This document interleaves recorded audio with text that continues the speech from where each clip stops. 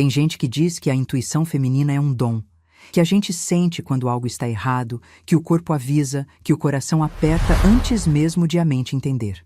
Mas eu vou ser sincera com vocês, eu não senti nada. Durante 22 anos, não senti absolutamente nada. E talvez essa seja a parte mais difícil de aceitar. Não a traição em si, mas o fato de que eu vivi uma mentira tão completa que nem meu próprio instinto foi capaz de perceber. Meu nome é Margarete Vieira Sampaio. Tenho 62 anos, nasci e cresci em Belo Horizonte, e até 3 anos atrás eu acreditava conhecer cada detalhe da minha própria vida. Conhecia meu marido há 40 anos, casada com ele há 38. Conhecia o cheiro dele depois do banho, o jeito que ele franzia a testa quando estava preocupado, o som da respiração dele enquanto dormia. Conhecia nossa casa, nossos filhos, nossa rotina de décadas. Eu achava que sabia tudo. Descobri que não sabia nada. A história que vou contar aconteceu numa terça-feira de setembro, daquelas terças-feiras comuns que não tem nada de especial. O céu estava cinza, aquele cinza típico de Belo Horizonte quando vai chover no fim da tarde. Eu tinha acabado de voltar do mercado e estava na cozinha guardando as compras. Renato, meu marido, tinha viajado no domingo para São Paulo, mais uma das suas viagens de negócios. 40 anos de profissão, engenheiro civil respeitado e mesmo aposentado, ainda prestava consultorias que exigiam essas idas e vindas constantes. Pelo menos era o que eu acreditava. Eram 2h15 da tarde quando meu celular tocou. O número era de Belo Horizonte, um número que eu não conhecia. Quase não atendi, achando que era alguma ligação de telemarketing, dessas que a gente recebe o dia inteiro tentando vender plano de telefone ou seguro de vida. Mas algo me fez deslizar o dedo na tela e atender. A voz do outro lado era feminina, jovem, e tinha uma hesitação que me chamou a atenção. Era o tipo de voz de quem está prestes a dizer algo difícil e não sabe bem como começar. Dona Margarete Vieira Sampaio? Confirmei que era eu. Aqui é Débora, do Banco Mercantil, Agência Central. A senhora pode falar um momento? Respondi que sim, já imaginando que era alguma confirmação de compra no cartão de crédito ou atualização cadastral. Essas coisas acontecem o tempo todo. Peguei um pano de prato e comecei a secar as mãos enquanto esperava ela continuar. Dona Margarete, eu preciso que a senhora venha ao banco agora. É uma situação delicada.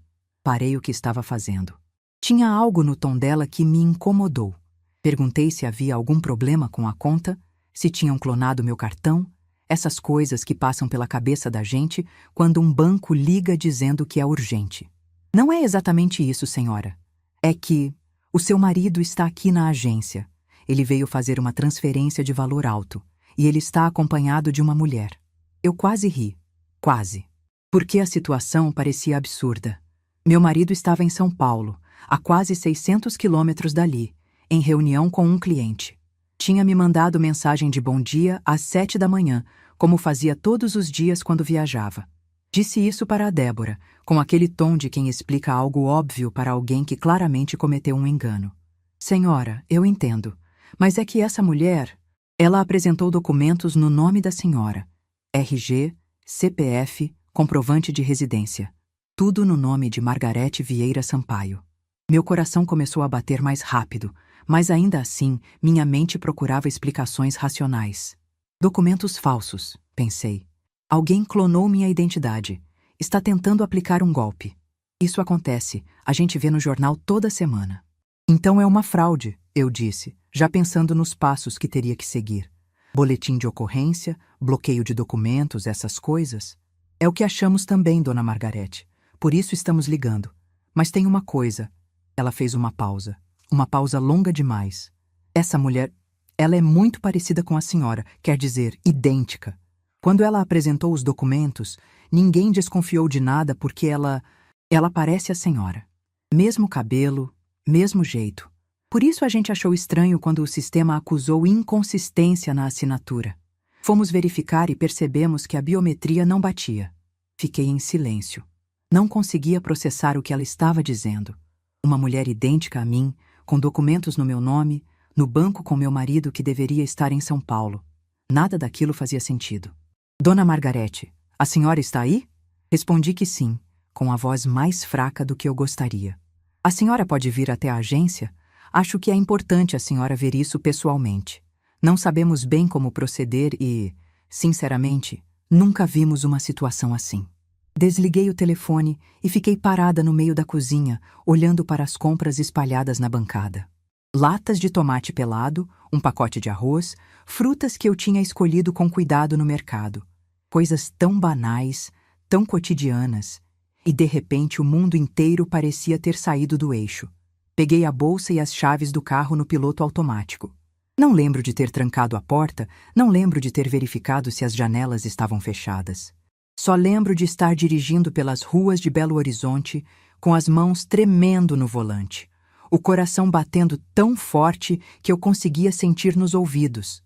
No caminho, minha mente tentava criar explicações. Talvez fosse tudo um mal-entendido. Talvez Renato tivesse voltado de São Paulo mais cedo e resolvido ir ao banco resolver alguma coisa. Talvez essa mulher fosse uma cliente dele, uma sócia, alguém que estava ali por coincidência. Talvez os documentos falsos fossem de uma golpista que não tinha nada a ver com ele, e a semelhança comigo fosse apenas isso, uma coincidência bizarra. Mas no fundo, numa parte de mim que eu não queria ouvir, uma voz baixinha sussurrava que algo estava muito errado, e que eu estava prestes a descobrir algo que mudaria minha vida para sempre. Cheguei ao banco em 20 minutos. Estacionei de qualquer jeito numa vaga na rua, nem me preocupei se estava certo ou não. Entrei na agência e fui direto ao balcão de atendimento. Disse meu nome e que a Débora tinha me ligado. A atendente me olhou com uma expressão estranha, um misto de curiosidade e pena, e pediu que eu aguardasse um momento. Poucos minutos depois, uma mulher de uns 30 e poucos anos veio me buscar. Era a Débora. Ela me cumprimentou com um aperto de mão formal, mas percebi que evitava me olhar diretamente nos olhos. Me guiou pelos corredores da agência, passando pelo setor de caixas, pelo gerente que levantou a cabeça para me ver passar, até chegarmos a uma porta no fundo, numa área reservada. Antes de abrir a porta, Débora parou. Colocou a mão no meu braço, num gesto que era ao mesmo tempo gentil e preocupante, e disse baixinho, quase num sussurro: "Senhora, se prepare." Eu não entendi o que ela quis dizer. Ou talvez entendi, mas me recusei a aceitar, porque aceitar significaria que tudo o que eu conhecia estava prestes a desmoronar. Ela abriu a porta. A primeira coisa que vi foi Renato. Meu marido de 38 anos estava sentado numa cadeira, do lado esquerdo de uma mesa de reunião. Ele estava pálido, mais pálido do que eu jamais tinha visto, com os olhos fixos no chão, os ombros curvados como se carregassem um peso invisível. Quando a porta se abriu, ele levantou os olhos e me viu. E naquele momento, naquele único segundo em que nossos olhares se cruzaram, eu vi algo que nunca tinha visto nele antes. Medo.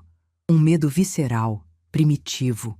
O medo de quem sabe que foi descoberto. Mas não foi isso que me fez perder o ar.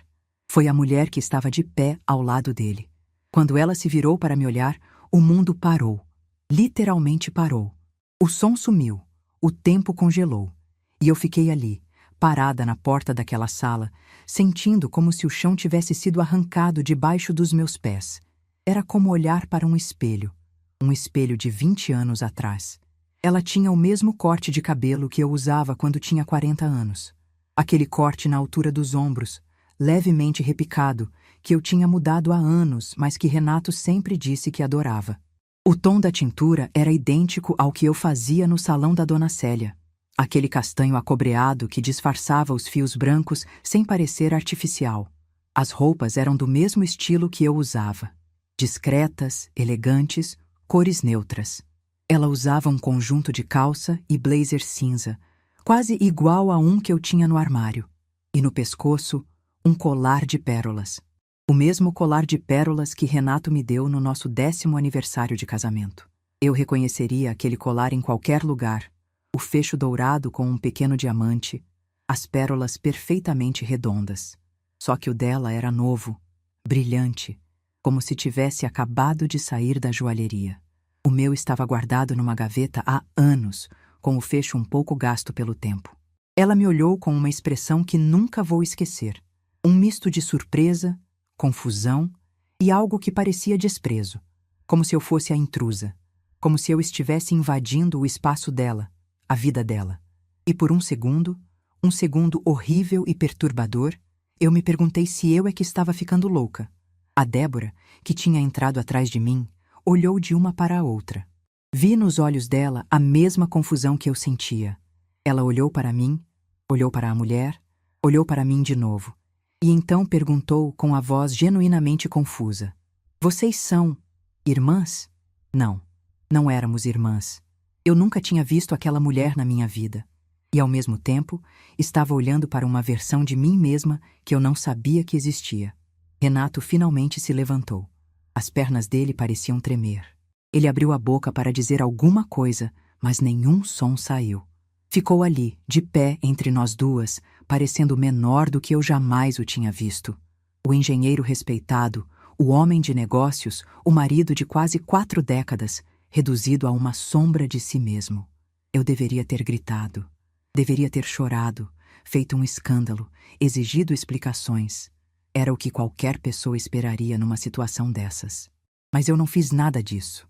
Fiquei em silêncio, olhando para aquela cena surreal, sentindo meu coração bater devagar, muito devagar, como se estivesse se preparando para parar de vez. E então, no meio daquele silêncio ensurdecedor, a mulher falou. A voz dela era parecida com a minha também. Um pouco mais aguda, um pouco mais jovem, mas com a mesma cadência, o mesmo sotaque mineiro. "Quem é essa mulher, Renato?" Ela estava perguntando quem eu era. A esposa de 38 anos, a mãe dos filhos dele, a mulher com quem ele construiu uma vida inteira. E ela não sabia quem eu era. Naquele momento, olhando para o rosto daquela mulher que era uma cópia minha, eu entendi que tudo que eu conhecia sobre minha vida era mentira. E que os próximos minutos iriam destruir não apenas meu casamento, mas tudo que eu acreditava sobre quem eu era e sobre o homem que eu amei por 4 décadas. A funcionária do banco fechou a porta atrás de nós. E ali, naquela sala sem janelas, 3 pessoas que nunca deveriam ter se encontrado estavam prestes a descobrir a verdade. Uma verdade que estava escondida há 22 anos. E que, uma vez revelada, não poderia mais ser ignorada. O relógio na parede marcava 2h53 da tarde. Eu me lembro desse detalhe com uma clareza absurda, porque foi a última vez que olhei para um relógio achando que o tempo ainda fazia sentido. Dali em diante, os minutos, as horas, os dias, tudo se tornaria uma massa confusa de revelações, dor e, eventualmente, uma força que eu não sabia que existia dentro de mim. Mas naquele momento, parada naquela sala, eu era apenas uma mulher de 59 anos que acabava de descobrir que seu marido tinha outra vida. Uma vida completa, paralela, construída nas sombras durante mais de 2 décadas. A verdade completa viria aos poucos, em camadas, cada uma mais dolorosa que a anterior. Mas ali, naquela sala do banco, eu só conseguia pensar em uma coisa. Quantas vezes ele saiu de casa dizendo que me amava, me deu um beijo na testa e foi para os braços dela? Quantas vezes eu fui a esposa, e ela, o segredo? Olhando para os olhos daquela mulher que não sabia quem eu era, eu percebi que talvez nós duas fôssemos vítimas do mesmo mentiroso. E foi esse pensamento que me deu forças para fazer o que fiz em seguida. Em vez de gritar, em vez de chorar, eu respirei fundo e disse, com a voz mais firme que já saiu da minha boca: "Acho que nós 3 precisamos conversar." O silêncio que se instalou naquela sala durou apenas alguns segundos, mas pareceu uma eternidade. Éramos 3 pessoas que nunca deveriam ter se encontrado, unidas por um homem que passou 2 décadas mentindo para todas nós. E agora, pela primeira vez, estávamos cara a cara com a verdade. Renato foi o primeiro a falar. A voz dele saiu fraca, quase um sussurro, completamente diferente do tom firme e seguro que eu conhecia há 40 anos. "Margarete, eu posso explicar?" Levantei a mão, pedindo silêncio. Não queria ouvir explicações. Não ainda. Primeiro, eu precisava entender o que estava acontecendo ali. Precisava montar as peças daquele quebra-cabeça antes de deixar ele tentar embaralhar tudo de novo com palavras bonitas e desculpas ensaiadas. Olhei para a mulher. Ela também estava em silêncio, mas percebi que as mãos dela tremiam. Não era só surpresa nos olhos dela. Era medo e confusão. A mesma confusão que eu sentia. Qual é o seu nome? Perguntei, com uma calma que me surpreendeu. Ela hesitou. Olhou para Renato como se pedisse permissão para responder e depois voltou a me encarar. Simone. Simone Ribeiro. E há quanto tempo você conhece o Renato? Mais uma vez, ela olhou para ele. E mais uma vez, ele desviou os olhos, covarde demais para enfrentar qualquer uma de nós. 22 anos, ela respondeu, a voz falhando. Nós somos casados há 20 anos. Casados. A palavra me atingiu como um soco no estômago. Não era uma amante, uma aventura, uma fraqueza momentânea. Era uma esposa, outra esposa. Enquanto eu lavava as roupas dele, preparava as refeições dele, esperava ele voltar das viagens, ele tinha outra mulher em outro lugar, fazendo exatamente a mesma coisa. Casados, repeti, deixando a palavra pairar no ar. E você sabe que eu existo? O rosto de Simone se contorceu numa expressão de dor que por um instante me fez sentir pena dela. Ela balançou a cabeça negativamente e quando falou, a voz estava embargada. Ele me disse que era viúvo, que a esposa tinha falecido num acidente de carro há mais de 20 anos, que tinha 2 filhos que moravam longe e não falavam com ele por causa do trauma da perda. Rui, senti as pernas fraquejarem e precisei me apoiar na mesa. Viúvo. Ele disse que eu tinha morrido. Transformou-me num fantasma, numa memória triste que justificava porque ele precisava reconstruir a vida. E usou meus próprios filhos como parte da mentira. A funcionária do banco, Débora, que tinha ficado num canto da sala observando tudo, pigarreou e disse que ia nos dar privacidade. Antes de sair, olhou para mim com um olhar que dizia mais do que qualquer palavra. Um olhar de solidariedade, de mulher para mulher. Ela fechou a porta atrás de si e ficamos os 3 sozinhos. Você tem filhos com ele? Perguntei para Simone, embora já soubesse a resposta.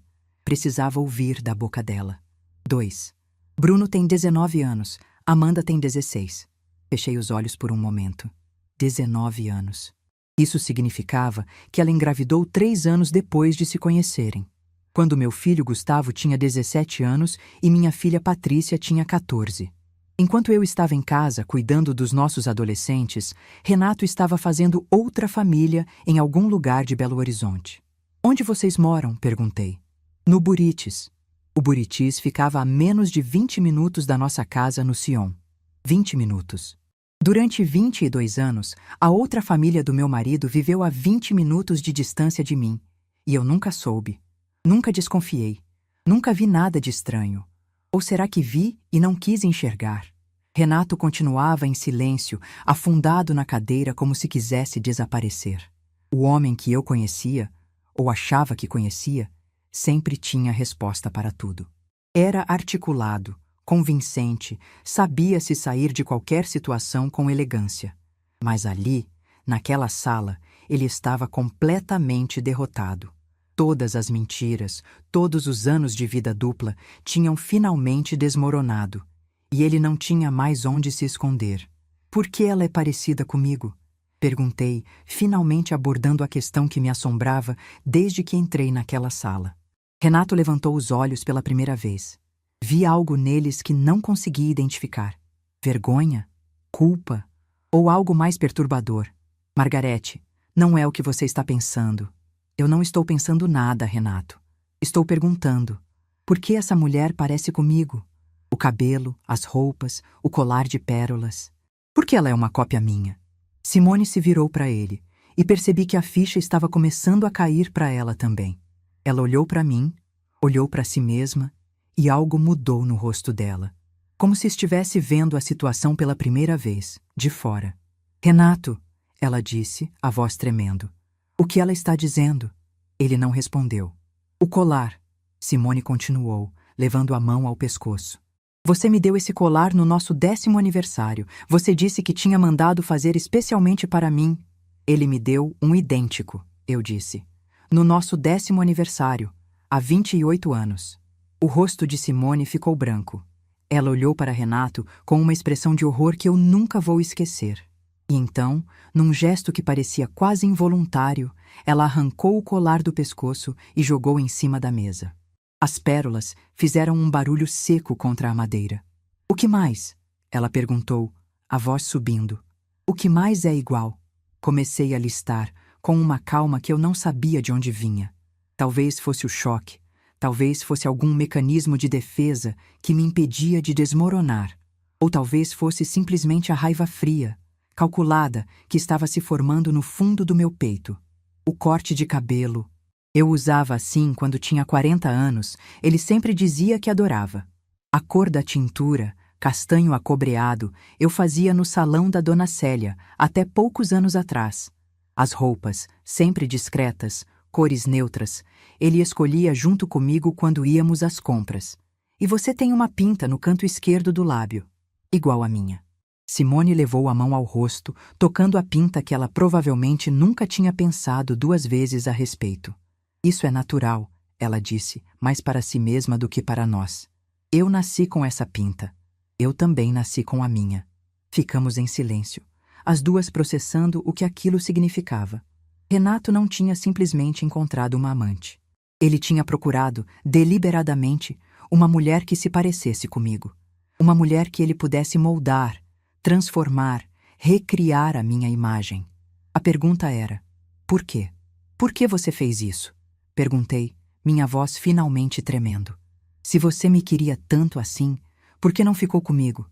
Por que criar uma cópia? Renato finalmente falou. E o que ele disse foi tão absurdo, tão revoltante, que por um momento achei que tinha ouvido errado. Porque você mudou, Margarete. Você ficou diferente depois que as crianças nasceram. Mais cansada, mais preocupada, menos disponível. Eu queria a mulher com quem eu casei de volta.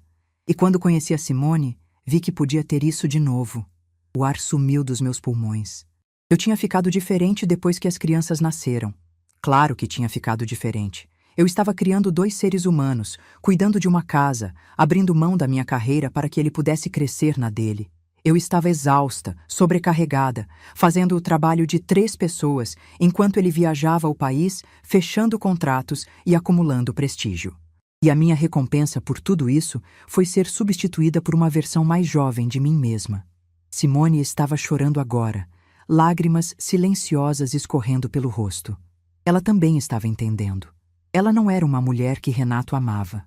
Era um projeto, uma experiência, uma tentativa de recriar algo que ele achava que tinha perdido, sem nunca ter feito o mínimo esforço para valorizar o que tinha na frente dele. Você me moldou, Simone disse, a voz carregada de dor.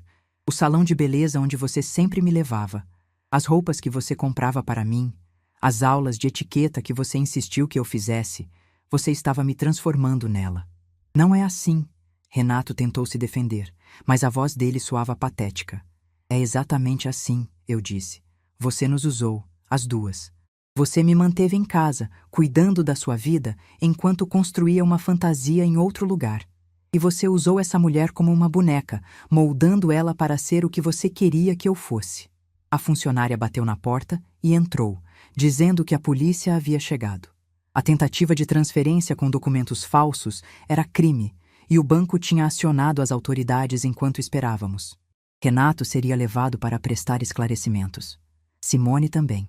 Antes de saírem, olhei para Simone uma última vez. Ela estava destruída, os olhos vermelhos, a maquiagem borrada. Mas quando nossos olhares se cruzaram, vi algo ali que reconheci. A mesma dor, a mesma traição, o mesmo vazio de quem descobre que a vida inteira foi uma mentira. Eu sinto muito, ela disse baixinho. Eu não sabia. Eu sei, respondi. Eu também não sabia. Levaram os 2. E eu fiquei ali, sozinha naquela sala, olhando para o colar de pérolas que Simone tinha arrancado do pescoço e jogado na mesa. Peguei o colar e segurei nas mãos. Era idêntico ao meu. Exatamente idêntico. Cada pérola, cada detalhe do fecho, tudo igual. Ele não tinha simplesmente traído. Ele tinha tentado me duplicar. E isso, de alguma forma, era ainda pior do que uma traição comum, porque significava que ele nunca me viu como uma pessoa. apenas como um modelo que podia ser copiado, substituído, descartado quando não servisse mais. Saí do banco quando o sol já estava se pondo. O céu tinha aquela cor alaranjada de fim de tarde e as ruas estavam cheias de gente voltando do trabalho, vivendo suas vidas normais. Entrei no carro e fiquei parada, sem ligar o motor, olhando para o nada. Meu casamento tinha acabado. Minha vida como eu conhecia tinha acabado. E eu ainda nem tinha absorvido completamente o que havia descoberto. Mas no meio de toda aquela dor, de toda aquela confusão, uma coisa estava clara. Eu não ia chorar, não ia desmoronar, não ia implorar explicações ou aceitar desculpas. Eu ia descobrir cada centavo que ele desviou, cada mentira que ele contou, cada detalhe dessa vida dupla que ele construiu às minhas custas. E quando eu tivesse todas as provas, todas as informações, eu ia fazer ele pagar. Não com gritos, não com escândalos, mas com a mesma frieza calculada que ele usou para me enganar durante 22 anos. Liguei o carro e dirigi para casa. A mesma casa onde eu tinha vivido, achando que era feliz. A mesma casa onde ele me dava beijos de despedida antes de ir para os braços de outra mulher. Mas agora eu via essa casa com outros olhos. Não era mais meu lar. Era uma cena de crime. E eu estava prestes a me tornar a detetive. Quando estacionei na garagem, peguei o celular e mandei uma mensagem para minha filha Patrícia. Preciso falar com você e seu irmão. Amanhã. É urgente. Ela respondeu em segundos. Está tudo bem, mãe? Olhei para a tela, para a pergunta tão simples e tão impossível de responder. Não, nada estava bem. Nada estaria bem por muito tempo, mas eu precisava ser forte, pelos meus filhos, por mim mesma. Digitei apenas: amanhã eu explico. Amo vocês. E então entrei na casa vazia, sabendo que a partir daquele momento nada mais seria como antes. A casa estava escura e silenciosa. Os mesmos móveis de sempre, as mesmas fotos nas paredes, o mesmo cheiro de lavanda do aromatizador que eu colocava na entrada. Tudo igual, e ao mesmo tempo, completamente diferente. Fui até a cozinha, onde as compras do mercado ainda estavam espalhadas na bancada, exatamente onde eu tinha deixado horas antes, quando a ligação do banco interrompeu minha tarde comum. As latas de tomate pelado, o pacote de arroz, as frutas que eu tinha escolhido com cuidado, comida para um jantar que nunca seria preparado. Guardei tudo mecanicamente, mais por hábito do que por necessidade. E enquanto organizava as compras, minha mente trabalhava em outra coisa. Nos documentos que Renato guardava no escritório, nos extratos bancários que eu nunca tinha questionado, nas viagens que eu nunca tinha verificado. 22 anos de mentiras. Eu tinha muito trabalho pela frente, mas antes de começar a investigar, precisava fazer uma última coisa. Fui até o quarto, abri a gaveta da cômoda onde guardava minhas joias e tirei o colar de pérolas que Renato tinha me dado há tanto tempo. Coloquei os dois colares lado a lado na cama, idênticos, absolutamente idênticos. E naquele momento, olhando para aquelas pérolas que representavam tudo que eu achava que sabia sobre meu casamento, tomei uma decisão. Não ia ser a vítima dessa história. Ia ser a sobrevivente. E sobreviventes não choram. Sobreviventes agem. Não dormi naquela noite. Fiquei sentada na poltrona da sala, no escuro, olhando para as sombras que a luz da rua projetava nas paredes. A casa que eu conhecia há 35 anos parecia diferente agora. Cada móvel, cada quadro, cada objeto carregava uma pergunta. Isso foi comprado com dinheiro que também sustentava outra família? Esse sofá onde sentamos tantas vezes juntos, ele sentou no sofá da outra casa também? Essas paredes ouviram minhas conversas, meus planos, meus sonhos, enquanto ele vivia uma vida paralela a 20 minutos daqui? O sol nasceu por volta das 5:30, tingindo o céu daquele laranja pálido de manhãs de setembro. Eu ainda estava na mesma posição, com os dois colares de pérolas no colo. Tinha passado horas olhando para eles, comparando cada detalhe, procurando alguma diferença que provasse que eu estava errada, que era tudo um mal-entendido. Mas não havia diferença. Eram idênticos. Até o peso era o mesmo. Levantei, tomei um banho demorado e me preparei para o que seria o dia mais difícil desde a descoberta: contar para meus filhos. Gustavo e Patrícia mereciam saber a verdade, por mais dolorosa que fosse. E eu precisava deles ao meu lado para enfrentar o que viria pela frente. Gustavo chegou primeiro, por volta das 10 da manhã. Meu filho tinha 36 anos, era advogado tributarista, casado há 8 anos com a Fernanda.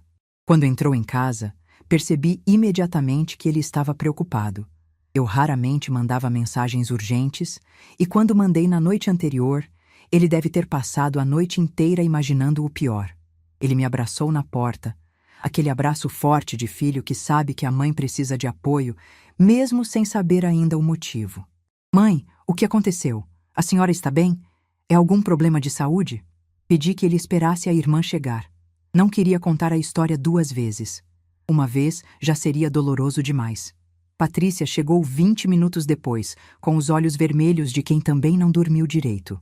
Minha filha tinha 33 anos, era arquiteta, e tinha aquela sensibilidade aguçada que às vezes parecia ler pensamentos.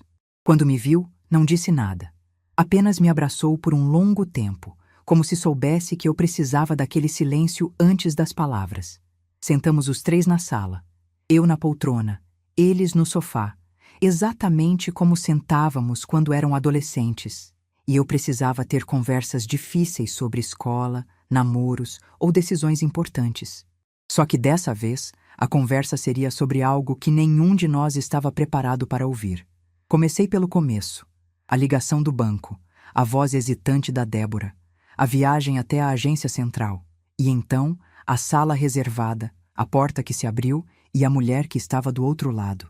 Quando descrevi Simone, quando falei sobre a semelhança, sobre o colar, sobre o cabelo e as roupas, vi o rosto de Gustavo mudar. Ele é controlado por natureza.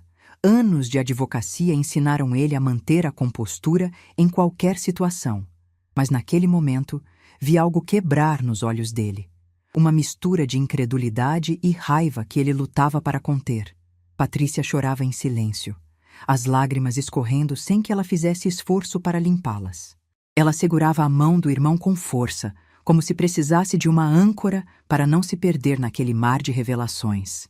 Contei sobre os 22 anos de vida dupla, sobre o casamento paralelo, sobre os 2 filhos que eles nem sabiam que existiam. Bruno, de 19 anos. Amanda, de 16. Meio-irmãos que cresceram a poucos quilômetros de distância, frequentando talvez os mesmos shoppings, os mesmos cinemas, sem nunca saber da existência um do outro. Ele disse para ela que eu tinha falecido. Eu disse, e minha voz finalmente tremeu, num acidente de carro. Há mais de 20 anos. Disse que vocês 2 moravam longe e não falavam com ele por causa do trauma. Gustavo se levantou de repente, como se não conseguisse mais ficar parado. Ele andou até a janela, ficou de costas para nós por um momento, e então socou a parede com tanta força que o som ecoou pela casa inteira. Patrícia soltou um grito abafado, mas eu não me movi. Entendia a raiva dele. Sentia a mesma raiva, só que a minha tinha se transformado em algo mais frio, mais calculado. Onde ele está agora? Gustavo perguntou, a voz contida, mas carregada de uma fúria que eu nunca tinha visto nele. A polícia levou ele para prestar esclarecimentos. A transferência que ele tentou fazer envolvia documentos falsos. É crime. Que transferência? Respirei fundo. Essa parte seria ainda mais difícil. Ele estava tentando transferir uma quantia alta para uma conta no nome da Simone. Pelo que entendi, ele vendeu nosso apartamento de investimento sem meu conhecimento, falsificando minha assinatura. E estava tentando passar o dinheiro para ela. O silêncio que se seguiu foi denso, quase palpável. Patrícia parou de chorar, o choque substituindo as lágrimas. Gustavo se virou para me encarar, o rosto vermelho, a mão que tinha socado a parede começando a inchar.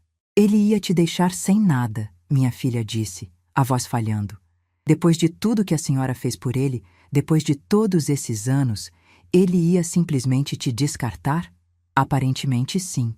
Gustavo voltou a se sentar, mas dessa vez no chão, encostado no sofá, como fazia quando era adolescente e precisava processar alguma informação difícil. Ele ficou em silêncio por um longo momento, olhando para o nada, e quando finalmente falou, a voz estava mais calma, mas não menos determinada. Mãe, eu sou advogado. Não trabalho com família, mas conheço gente que trabalha. A senhora não vai passar por isso sozinha, e ele não vai sair impune. Patrícia se ajoelhou ao meu lado e segurou minhas mãos. O que a senhora precisa que a gente faça? Qualquer coisa. Estamos aqui.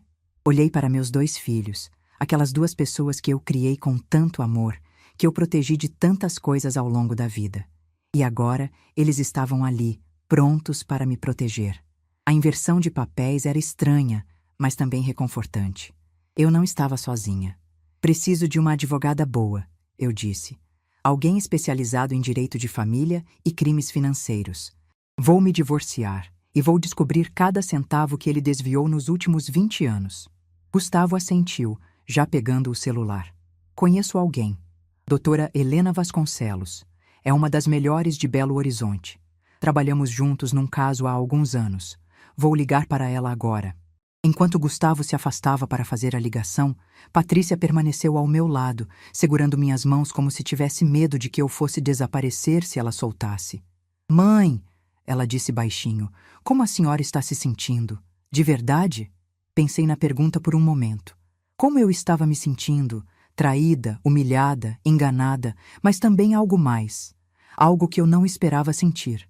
Aliviada, respondi, e vi a surpresa nos olhos dela. Parece estranho, eu sei. Mas durante anos eu senti que algo estava errado, mesmo sem saber o quê. Agora eu sei. E saber, por mais doloroso que seja, é melhor do que viver na escuridão.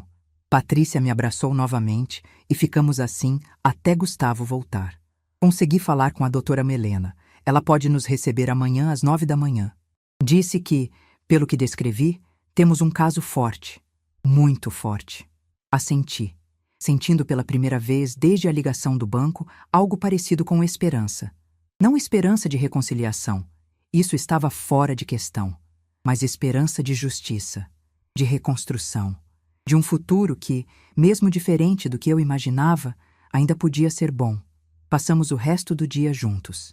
Gustavo e Patrícia não quiseram me deixar sozinha, e eu agradeci silenciosamente por isso. Pedimos comida, assistimos televisão sem realmente prestar atenção e conversamos sobre memórias antigas, sobre a infância deles, sobre momentos felizes que, apesar de tudo, ainda eram reais.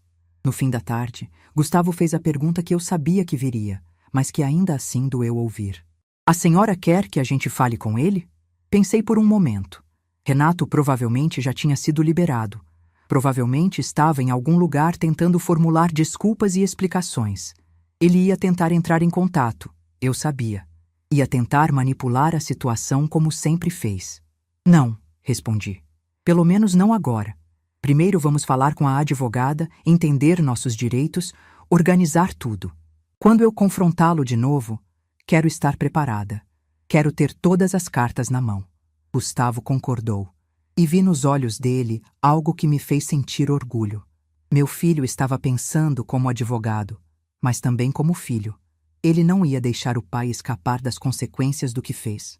À noite, depois que eles foram embora com a promessa de voltar no dia seguinte para me acompanhar à reunião com a doutora Helena, fiquei novamente sozinha na casa. Mas dessa vez, o silêncio não parecia tão pesado. Eu tinha um plano. Tinha meus filhos ao meu lado. Tinha uma advogada marcada para o dia seguinte. Fui até o escritório de Renato, o cômodo que ele sempre manteve trancado e que eu respeitava como seu espaço privado. A chave extra estava no mesmo lugar de sempre, no fundo da gaveta da cozinha. Ele nunca imaginou que eu fosse usá-la. Provavelmente achava que eu era ingênua demais, submissa demais, obediente demais. Abri a porta e acendi a luz. O escritório era organizado, como tudo que Renato fazia. Estantes de livros, uma mesa de mogno, um computador e 3 gavetas de arquivo. Comecei pelas gavetas. Na primeira hora, encontrei extratos bancários de contas que eu não conhecia. Transferências mensais para uma conta no nome de uma empresa chamada RS Consultoria. R de Renato. S de Simone. Ele nem teve o trabalho de disfarçar. Na segunda hora, encontrei recibos de pagamentos de escola particular. Colégio Santo Antônio. 2 matrículas. Bruno e Amanda. Ele pagava mais de R$ 3.000 por mês para educar os filhos que eu nem sabia que existiam. Na terceira hora, encontrei algo que me fez sentar na cadeira, sem forças nas pernas. Eram fotos, dezenas de fotos. Simone em diferentes idades, em diferentes situações. E junto com as fotos, anotações escritas à mão, com a letra inconfundível de Renato. Levar ao salão, pedir corte igual à foto. Comprar vestido azul marinho, mesmo modelo da Margarete. Aulas de etiqueta começar mês que vem. Ele tinha documentado tudo. Cada passo da transformação de Simone, cada detalhe que ele mudou nela para torná-la mais parecida comigo. Era metódico, obsessivo, perturbador. E no fundo da pasta, um papel que me fez perder o ar. Era uma apólice de seguro de vida, no meu nome, com Simone Ribeiro como beneficiária. Ele não estava apenas me traindo, não estava apenas me roubando, ele tinha planejado algo muito pior. E o banco, sem saber, tinha impedido que esse plano fosse adiante. Guardei todos os documentos numa pasta, tranquei o escritório novamente e fui para o quarto. Não conseguiria dormir, eu sabia, mas precisava pelo menos descansar o corpo para o dia seguinte. Deitada na cama, olhando para o teto, uma certeza se formou dentro de mim. Renato não era apenas um marido infiel. Era um homem perigoso. E eu tinha acabado de descobrir a extensão real do perigo que corria.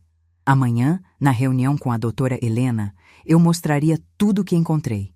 E juntas começaríamos a desmontar a vida de mentiras que Renato construiu, peça por peça, documento por documento, até não sobrar nada. Ele achou que podia me substituir. Achou que podia me descartar. Achou que eu era apenas uma peça no tabuleiro dele. Mas peças não jogam o jogo. E eu estava prestes a mostrar para ele que eu nunca fui uma peça. Eu sempre fui a jogadora. Ele só não sabia. Antes de fechar os olhos, peguei meu celular e mandei uma mensagem para Gustavo. Encontrei documentos importantes no escritório do seu pai. Amanhã mostro tudo para a advogada. Ele respondeu em segundos. Não mexa em mais nada. Preserve as provas. Estou orgulhoso da senhora, mãe. Orgulhoso. Meu filho estava orgulhoso de mim. Depois de 38 anos sendo a esposa silenciosa, a mãe dedicada, a mulher que sempre colocou os outros em primeiro lugar, eu finalmente estava fazendo algo por mim. E meus filhos estavam do meu lado. Guardei o celular e deixei o cansaço finalmente me vencer. O sono veio devagar, cheio de imagens fragmentadas e pensamentos soltos. Mas antes de adormecer completamente, um último pensamento atravessou minha mente. Renato passou 22 anos construindo uma mentira elaborada. Eu ia precisar de muito menos tempo para destruí-la. E quando terminasse, ele ia entender que a mulher que ele tentou substituir era muito mais forte do que qualquer cópia que ele pudesse criar. O escritório da doutora Helena Vasconcelos ficava no 12º andar de um prédio comercial na Savassi, com uma vista ampla da cidade que eu mal conseguia apreciar. Estava nervosa demais, segurando a pasta com os documentos que tinha encontrado na noite anterior, sentindo o peso daqueles papéis como se carregasse uma bomba prestes a explodir. Gustavo e Patrícia vieram comigo, como prometido.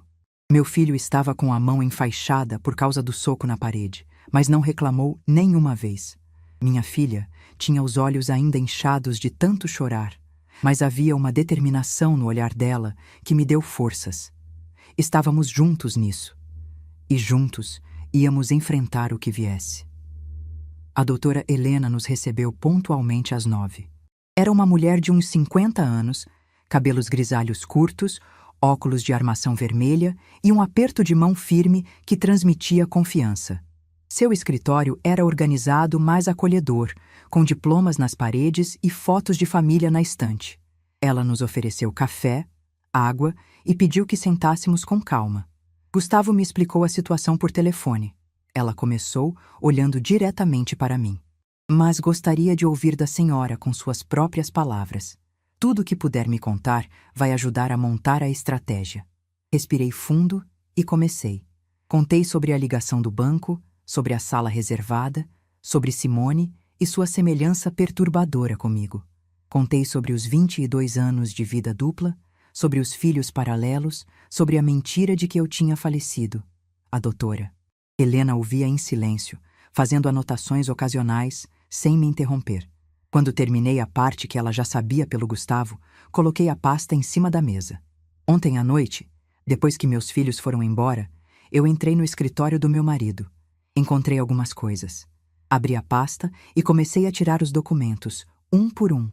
os extratos das contas ocultas, os recibos da escola particular, os comprovantes de transferência para a RS Consultoria, as fotos de Simone com as anotações sobre como moldá-la para parecer comigo. A doutora Helena examinava cada documento com atenção, os olhos se estreitando à medida que compreendia a extensão do esquema. Gustavo e Patrícia viam aqueles papéis pela primeira vez e percebi que minha filha tinha voltado a chorar silenciosamente. Quando cheguei ao último documento, hesitei. Era a apólice de seguro. A prova de que Renato não estava apenas me traindo ou me roubando. A prova de que ele tinha planos muito piores. Isso, eu disse, colocando o papel na mesa, foi o que mais me assustou.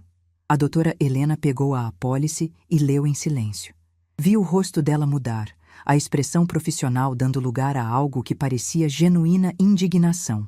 Ela leu novamente, como se quisesse ter certeza do que estava vendo, e então olhou para mim. Dona Margarete, a senhora sabe o que isso significa?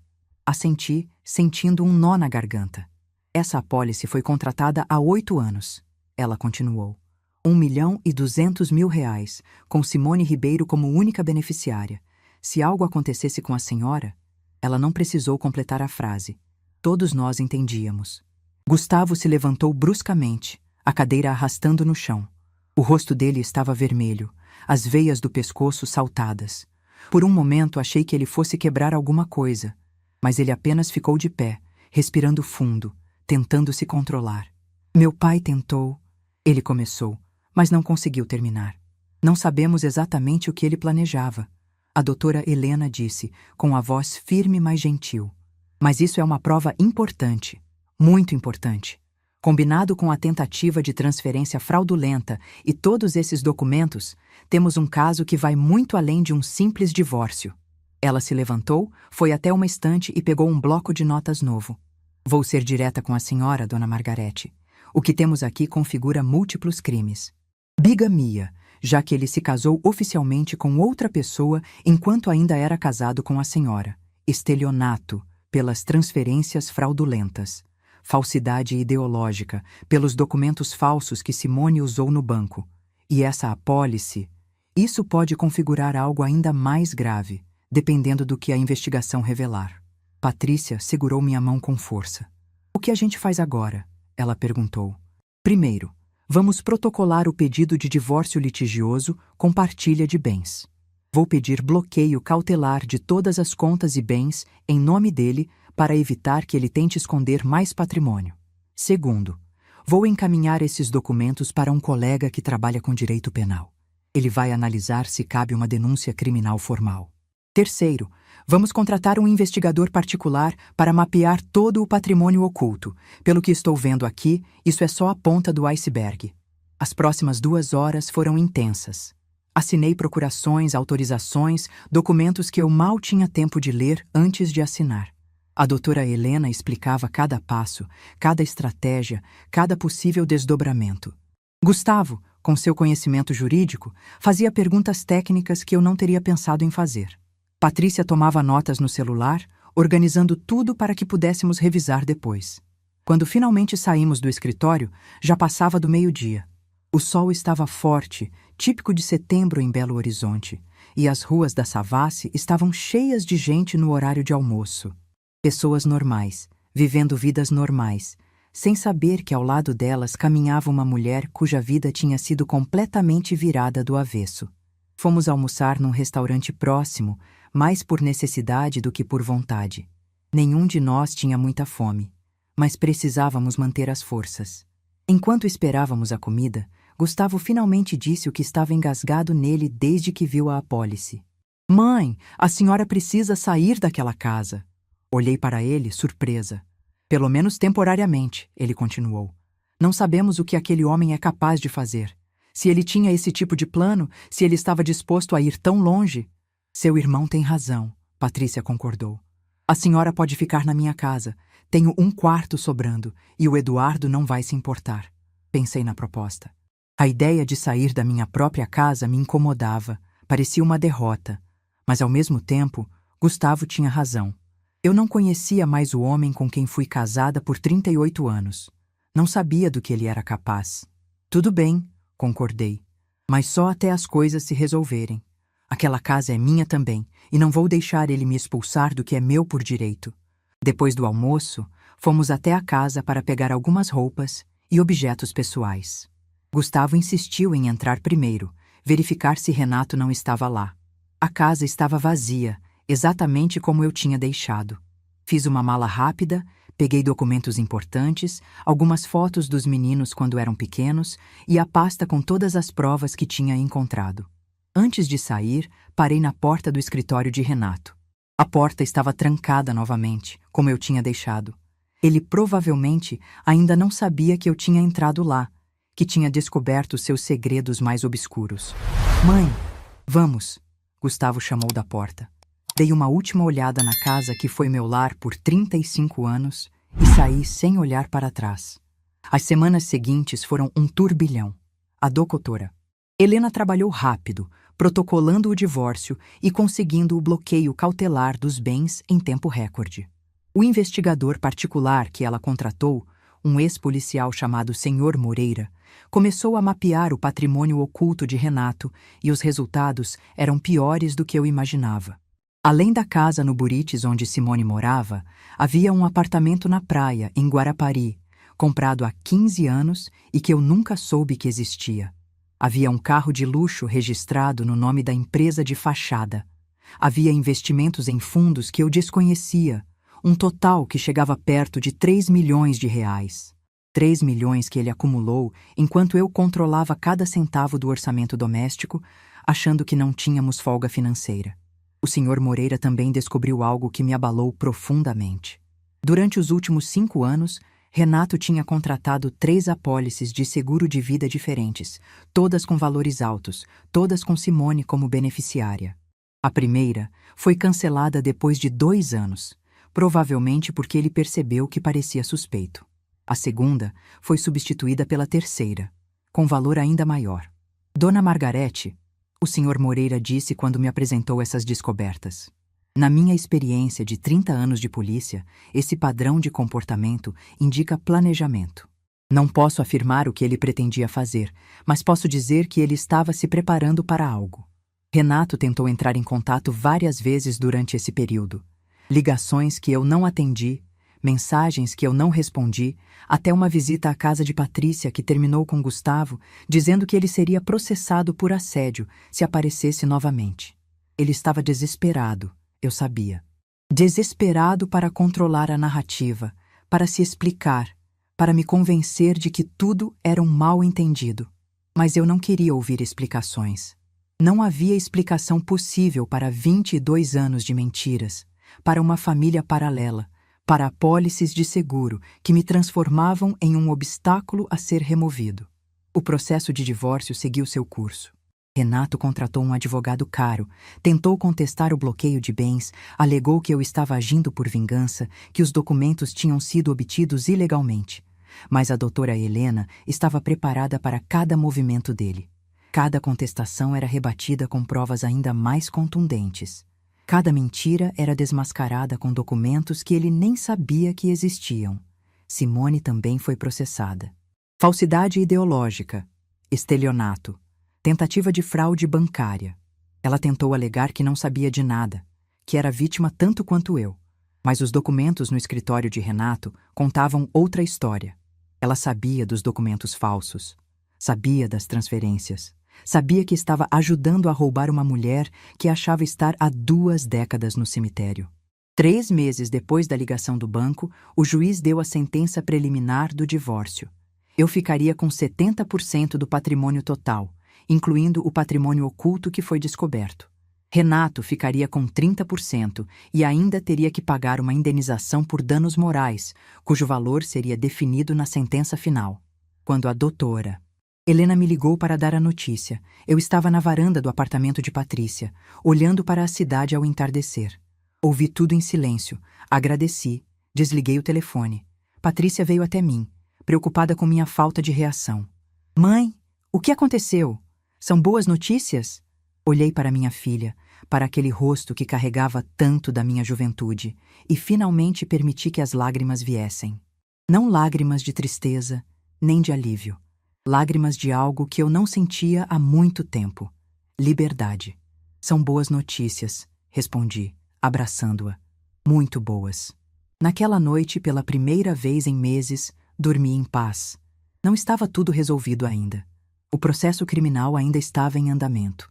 A sentença final do divórcio levaria mais alguns meses, e eu ainda precisava reconstruir minha vida do zero. Mas o pior tinha passado.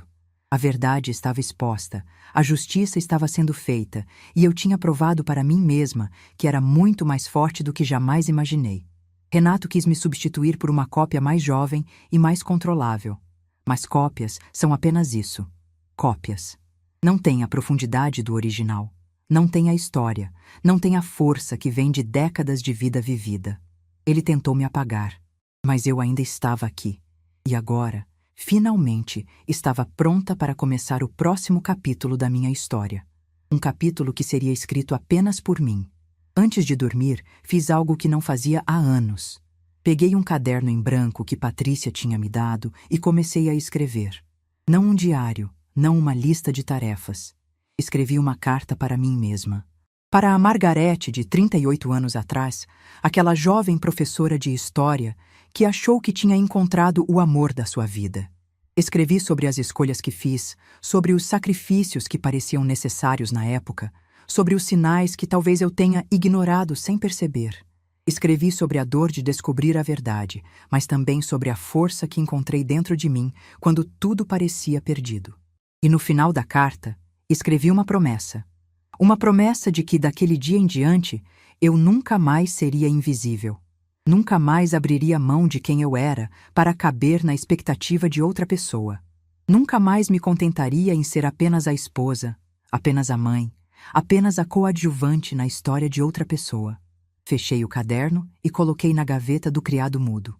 Um dia, talvez, eu relesse aquelas palavras e visse o quanto tinha crescido. Mas, por enquanto, bastava saber que elas existiam, que eu tinha colocado no papel o compromisso mais importante da minha vida. O compromisso de finalmente ser eu mesma. 3 anos se passaram desde aquela terça-feira de setembro que mudou minha vida para sempre. 3 anos desde a ligação do banco, desde a sala reservada, desde o momento em que olhei para uma mulher que era minha cópia e entendi que tudo o que eu conhecia era mentira. 3 anos que pareceram uma vida inteira, porque de certa forma foram exatamente isso, o fim de uma vida e o começo de outra. Hoje moro num apartamento no centro de Belo Horizonte. É menor do que a casa onde passei 35 anos, mas tem algo que aquela casa nunca teve. É completamente meu. Cada móvel foi escolhido por mim. Cada quadro na parede reflete meu gosto. Cada canto carrega minha personalidade. Não há fantasmas aqui. Não há mentiras escondidas nas gavetas. Não há a sombra de um homem que passou décadas me enganando. A sentença final do divórcio saiu 8 meses depois da preliminar. Eu fiquei com 70% do patrimônio total, como o juiz tinha determinado inicialmente. Mais uma indenização por danos morais que Renato ainda está pagando em parcelas. A casa no Sion foi vendida, assim como o apartamento em Guarapari que ele escondeu por 15 anos. O dinheiro me deu segurança financeira para o resto da vida, mas mais importante do que isso, me deu liberdade. Simone foi condenada por falsidade ideológica e tentativa de fraude. Pegou uma pena alternativa, prestação de serviços comunitários e pagamento de multa. Não foi para a cadeia, mas a vida dela desmoronou de outras formas. Perdeu o emprego quando a história se espalhou, perdeu a casa no Buritis que foi penhorada para pagar parte das dívidas, perdeu a imagem de mulher respeitável que tinha construído durante 2 décadas. E Renato perdeu tudo que realmente importava. Não foi preso, embora o processo criminal ainda esteja em andamento. Mas perdeu a família que desprezou, perdeu o respeito dos filhos que criou comigo, perdeu a outra família que sustentou na mentira. Bruno e Amanda, os filhos dele com Simone, descobriram a verdade sobre o pai e sobre a mãe deles. Descobriram que foram fruto de uma relação construída sobre os escombros de outra família. Pelo que soube, eles também se afastaram. Gustavo e Patrícia cortaram relações com o pai completamente. Não foi algo que eu pedi ou incentivei, foi uma decisão deles, tomada depois de verem a extensão das mentiras e dos planos que ele tinha para mim. Meu filho, o advogado controlado que sempre tentava ver os dois lados de cada situação, me disse que não conseguia olhar para Renato sem sentir nojo. Minha filha, a arquiteta sensível que sempre acreditou no melhor das pessoas, disse que o pai que ela conhecia nunca existiu de verdade. Às vezes, me pergunto se fui muito dura, se deveria ter dado uma chance para explicações, para desculpas, para algum tipo de reconciliação. Mas então lembro das apólices de seguro. 3 apólices diferentes, todas com valores altos, todas com Simone como beneficiária. Lembro do padrão que o Sr. Moreira identificou, do planejamento meticuloso, dos anos de preparação para algo que nunca chegou a acontecer. E a dúvida desaparece. Algumas pessoas não merecem segundas chances. Algumas traições são grandes demais para serem perdoadas. E alguns homens revelam quem realmente são apenas quando suas máscaras finalmente caem. Foi 6 meses depois da sentença final que aconteceu o encontro que eu não esperava. Eu estava no supermercado perto do meu apartamento, escolhendo frutas na seção de hortifruti, quando senti alguém me observando. Levantei os olhos e vi Simone parada a alguns metros de distância, com um carrinho quase vazio e uma expressão de quem não sabe se deve se aproximar ou fugir. Ela estava diferente. O cabelo estava curto agora, num corte prático que não se parecia em nada com o meu. As roupas eram mais simples, sem a elegância estudada de antes. Parecia mais velha, mais cansada, como se os últimos meses tivessem cobrado um preço alto. Quando nossos olhares se cruzaram, vi algo nos olhos dela que reconheci. A mesma exaustão de quem passou por uma guerra e sobreviveu, mas não sem cicatrizes. Ela hesitou por um momento, depois veio até mim. Paramos frente a frente, 2 mulheres que tinham sido moldadas pelo mesmo homem, destruídas pela mesma mentira, e agora tentavam reconstruir suas vidas separadamente. Dona Margarete, ela disse, a voz baixa. Eu não sabia se deveria falar com a senhora, mas esperei em silêncio. Não tinha raiva dela, não mais. A raiva tinha se dissipado com o tempo, substituída por algo mais parecido com pena. Ela também tinha sido vítima, de uma forma diferente da minha, mas vítima mesmo assim. Eu queria pedir desculpas, ela continuou. Não pelas coisas que eu sabia, porque dessas eu já paguei o preço, mas pelas coisas que eu deveria ter percebido e não percebi. Pelos sinais que eu ignorei, porque era mais fácil acreditar na mentira. Fiquei em silêncio por um momento, processando as palavras dela. Ela continuou, como se precisasse colocar para fora algo que estava engasgado há muito tempo. Ele me disse que a senhora tinha partido num acidente de carro, há mais de 20 anos, que os filhos de vocês moravam longe e não falavam com ele por causa do trauma. Eu acreditei porque queria acreditar. Porque era mais fácil do que questionar, do que investigar, do que admitir que talvez eu estivesse construindo minha vida sobre uma mentira. Ela fez uma pausa, os olhos marejados. Mas no fundo, eu acho que sempre soube que algo estava errado. As viagens constantes, os horários estranhos, as desculpas que nunca faziam sentido completo. Eu escolhi não ver. E por isso, eu também sou culpada. Olhei para aquela mulher que um dia foi minha cópia, que foi moldada para ser uma versão mais jovem e mais controlável de mim, e senti algo que não esperava sentir: compaixão. Ela não era uma vilã. Era outra vítima do mesmo manipulador, presa numa teia de mentiras tão elaborada quanto a minha.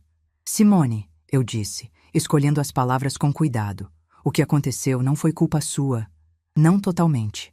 Renato é um homem que passou décadas manipulando as pessoas ao redor dele.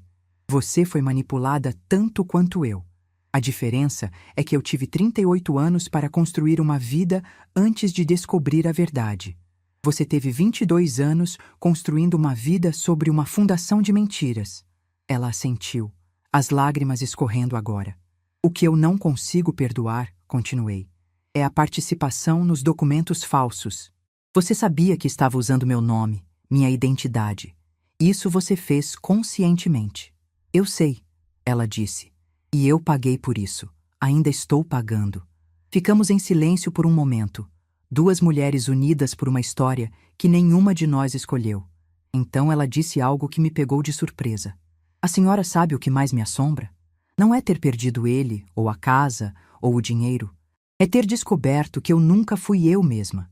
Durante 20 anos, ele me moldou para ser outra pessoa. As roupas que eu usava, o cabelo, os gestos, tudo foi construído para me transformar na senhora. Eu não sei mais quem eu sou de verdade. Olhei para ela com uma compreensão que ia além das palavras. Eu sabia exatamente o que ela estava sentindo, porque eu também tinha passado por isso.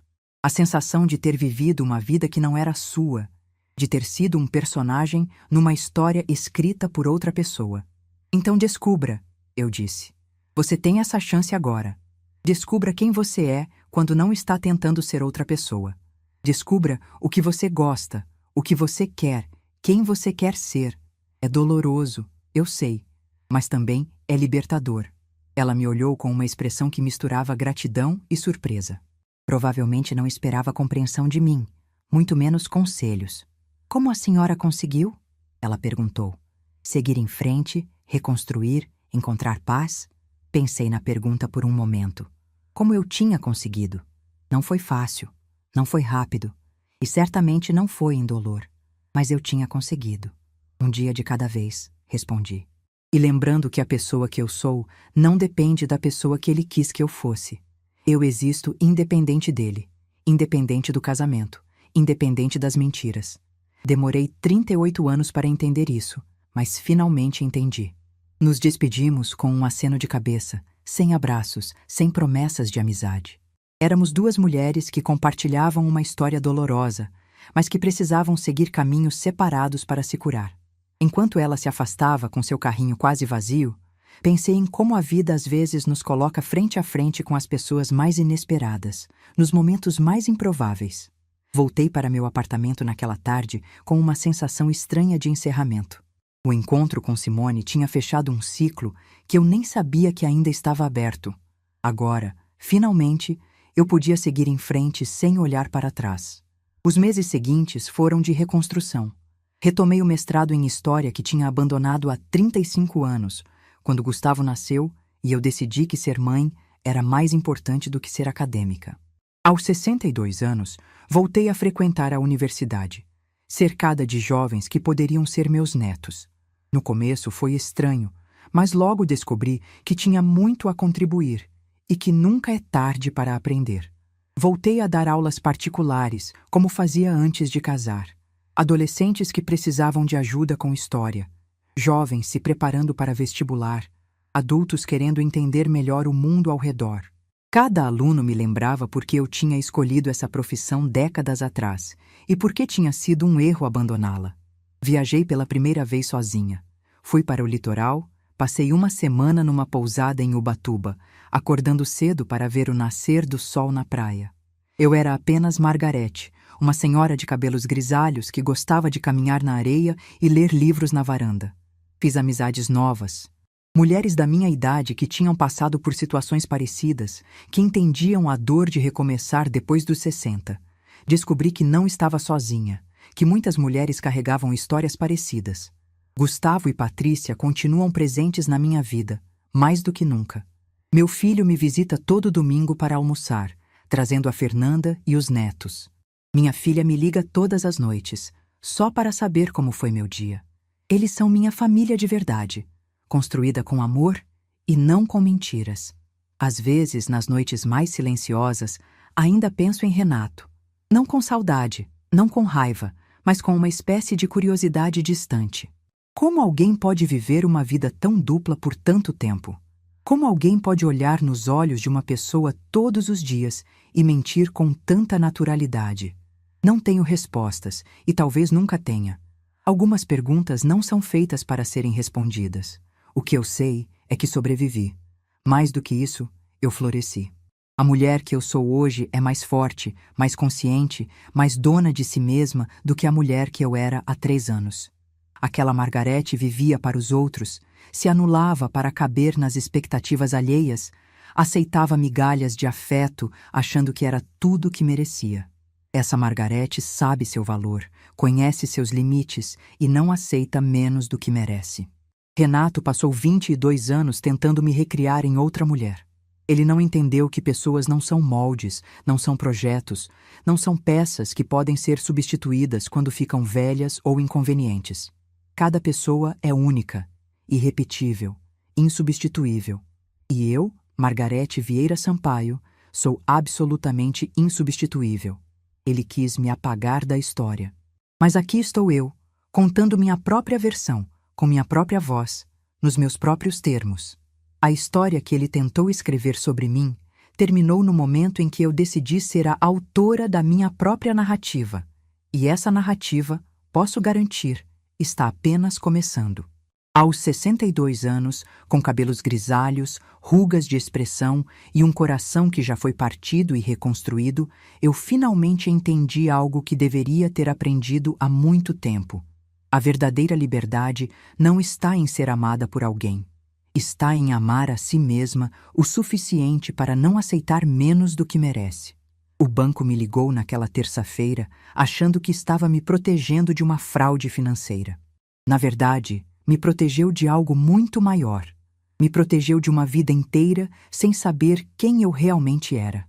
Me deu a chance de me conhecer, de me reconstruir, de me tornar a mulher que sempre deveria ter sido. E por isso, apesar de toda a dor, apesar de todas as lágrimas, apesar de tudo que perdi, eu sou grata. Grata pela verdade que veio, mesmo que tardia. Grata pela força que descobri em mim mesma. Grata pela vida que construí das cinzas da anterior.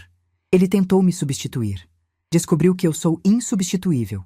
E essa certeza, hoje, vale mais do que qualquer coisa que ele tentou me roubar. Se essa história tocou seu coração, deixe seu like, se inscreva no canal e comente aqui embaixo. No meu lugar, o que você faria? Sua mensagem pode iluminar o dia de alguém.